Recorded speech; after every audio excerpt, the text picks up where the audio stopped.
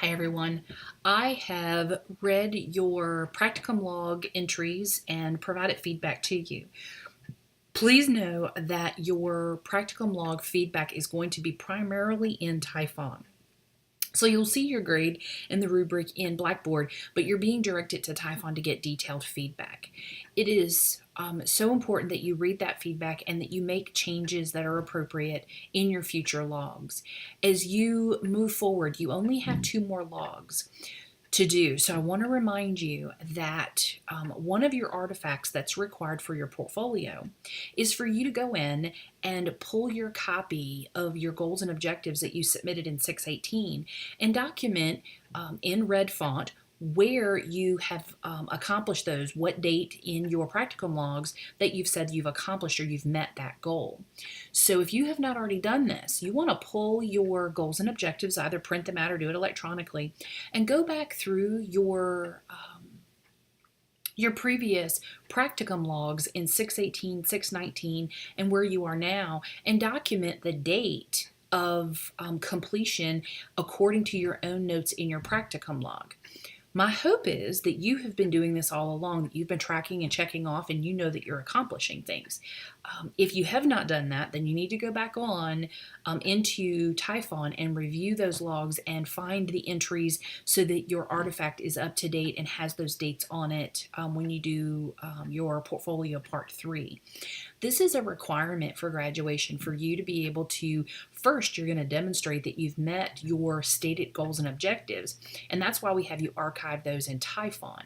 The final piece of that is to provide kind of a summary of this is and verifying that you've actually accomplished your goals and objectives. If we don't have you validate the completion, then the goals and objectives just become a general academic exercise and not really something we're using to measure your progress. So I do want you to be mindful that that is an expectation, and hopefully I'm giving you enough notice so that you can plan accordingly and that that's not a surprise for you when you get ready to do your artifacts in, I think it's week 7 that you do your final one.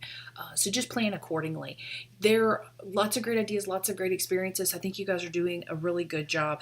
I just want to make sure that you're thinking progressively about where you're completing things. As you plan for your portfolio, I want you to remember that before you do that final step in 3, that you start at the beginning and you go through and make sure that you've integrated recommended changes from part 1 and part 2. Part 3 should be a polished version of your portfolio. It should be ready to go. You should be able to send that hyperlink out to someone in your professional circle and have them read it and go, wow, that's fantastic. So as you look through this, make sure that you're going back to part 1 and part 2 and you're making changes as you go so that your final submission in part 3 is really a completed tool for your use and for your submission for your grade. I've been super impressed with your work in the portfolio. For me, it's really cool to put faces with names and hear your journeys and see your stories. So when I see part 3, it's like really, really cool because I see how ready you are to graduate and how accomplished you are. So that's really great stuff. Okay, you have got part 2 of your integrative literature review due this week. Before you start writing anything in your integrative literature review paper, you should be completing your matrix. Remember, your matrix is that collection of 20 to 25 articles that are related to your research question. In your part 1, you gave me the keywords you're going to use. You gave me the databases that you will be using. You've given me the time parameters, the dates that you will be using. You've said whether you're going to use articles that are only published in the United States or whether international articles are okay. All of that methodology needs to be clearly expressed or clearly followed in your part 2 as you go into the literature to pull your articles. Once you have collected those articles, you're going to synthesize and you're going to analyze that information and you're going to put it into your matrix. I wanted to remind you that you have a column for study methods and study designs. Study designs are really a plan or a protocol or a blueprint of how research was accomplished, and you're going to find that early on in your in a good research article. It's going to include the research question. It's going to have the goals of the research. It will have how they're going to sample, where they're going to get their population that they're going to sample from. It's going to tell you how their data is collected, how it's stored. Basically, it's going to tell you all the key steps of their process of their research.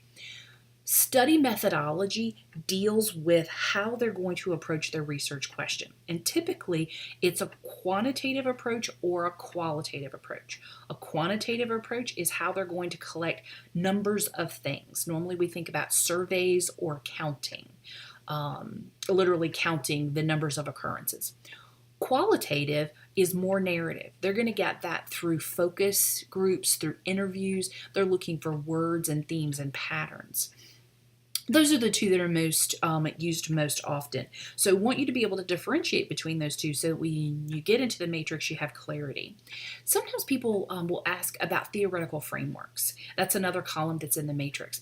Folks, not everybody is going to use a theoretical framework. If you find one, that's fantastic. But don't get tangled up if your research article does not have a theoretical framework. Now, I will tell you, if you read this article and it doesn't have a research design, it doesn't have a research method, it doesn't have a theoretical framework, it is not likely an actual research article. So you want to make sure that when you pull in the articles, those 15 that you're going to keep, you're going to keep them because they're research articles. You're going to keep them because they're relative to your topic. You're going to keep them because they help answer your question and that they have a strong scientific background. You're going to exclude articles that are editorials, that are commentaries, you should not be putting books on your matrix at all. Editorials, commentaries, or opinion pieces. All of those are not considered material that should be used in an integrative literature review. The other thing to be aware is that your topic may be popular enough that other people have published integrative literature reviews on. And your brain is going to go, yes, I found the answer to my question. Somebody's already done my work for you. And I'm going to go, yes, but you can't use it. While I know that the gold standard is to use those integrative literature reviews, those Cochrane reviews, they're fantastic, but we're going to exclude them for your integrative literature review. And here's why. A good integrative literature review is going to use primary source material only. And an integrative literature review that's published is a compilation of primary sources that become a secondary source. So if you found a systematic review, you're going to exclude it because it's not a primary source. Doesn't mean you can't read it, and you can't use it in your supportive narrative section, but it's not going to be used as part of your 15 qualifying articles that you're going to put together for part 2. Okay, so that's your matrix. My encouragement is to include your matrix as an appendix in your Word document.